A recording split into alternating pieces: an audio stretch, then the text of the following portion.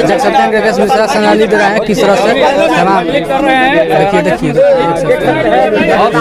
आकांक्षा दुबे को किस तरह से शामिल दे रहे हैं राकेश मिश्रा जी।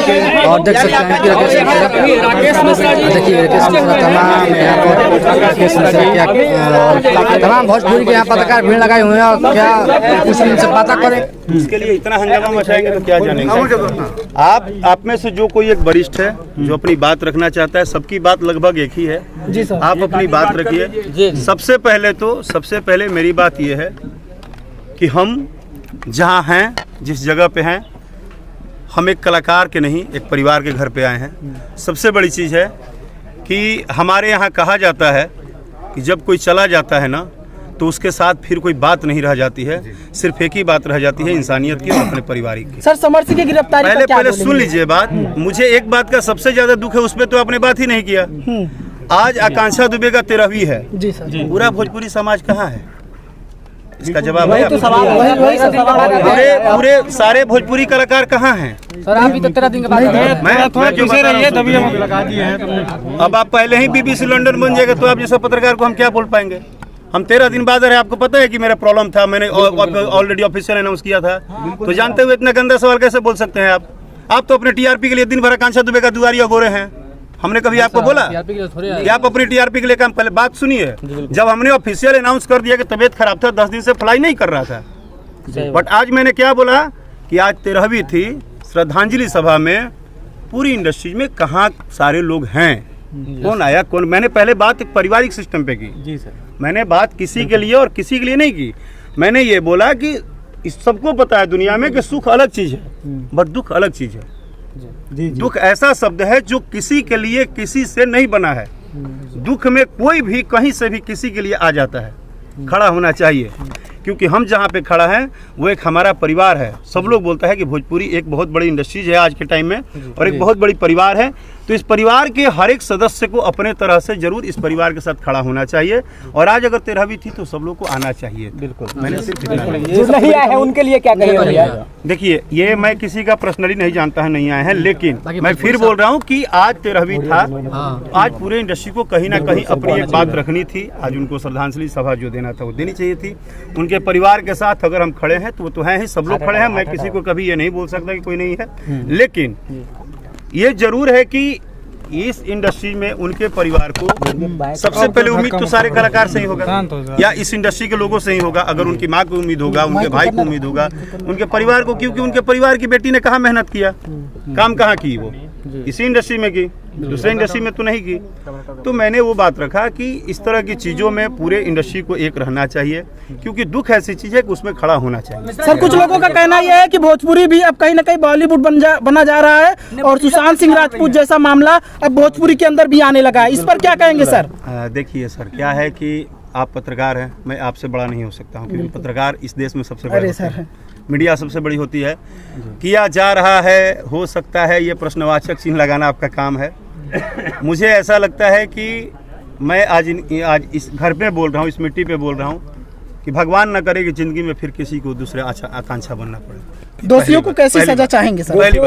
पहली बात। दूसरी बात, जिसको तकलीफ होती है वो जानता है। अगर मुझे तकलीफ है ना कुछ भी इस इंडस्ट्री में तो मैं जानता हूँ, आप नहीं जानेंगे। आप सिर्फ मेरा चेहरा देख रहे हैं, मेरा हंसता हुआ चेहरा देख रहे हैं, बट मेरी तकलीफ मैं ही जानता हूँ। इसीलिए किसी की तकलीफ को ना बार बार कुदेरना, बार बार उसी चीज़ को वो करना, वो बड़ी बात नहीं है। बात यह है कि हम ये कोशिश करें कि जो किसी भी तरह से, क्योंकि ईश्वर से बड़ा कुछ नहीं है, अगर ये घटना हो भी गया तो आइंदा से इस परिवार के साथ सबको खड़ा रहना चाहिए। और आइंदा से कोशिश है कि हे भगवान, कभी भी हमारी इंडस्ट्री को किसी की नज़र न लगे, ऐसी कभी किसी के साथ ना हो। उस हर घर की बेटी, उस हर घर की लड़की जो हीरोइन बनने आ रही है, जो कलाकार बनने आ रही है, सिंगर बनने आ रही है, जो कुछ भी करने आ रही है, वो हर लड़का जो गरीब घर से आके कलाकार बनना चाहता है, कभी किसी को ऐसी नौबत आए ही ना, भगवान आने ही मत। आरोपी को क्या सजा मिलनी चाहिए जो आरोपी है? मैं हर बात अपना स्पष्ट रखता हूँ। आपको क्या लगता है कि सुसाइड है मर्डर? मेरा पहले बात सुनिए। मुझे लगता है कि आप और हम और पूरा हिंदुस्तान का हर एक व्यक्ति कोर्ट से, जज से, हमारे न्यायालय व्यवस्था से बड़ा नहीं है, क्योंकि हमारी एक दायरा है। हम उससे बड़े नहीं हैं। और जब हमारे गवर्नमेंट के प्रशासन ने, जब हमारे गवर्नमेंट के एडवोकेट ने, अभी तो मैं सबसे पहले धन्यवाद दूंगा एडवोकेट त्रिपाठी जी को, जिनको मैंने न्यूज में देखा और मैं उनसे व्यक्तिगत परिचित नहीं हूं, लेकिन sir thank you so much कि एक बेटी के परिवार के साथ आप खड़े हुए और आपने बोला कि मैं फ्री में केस लड़ूंगा।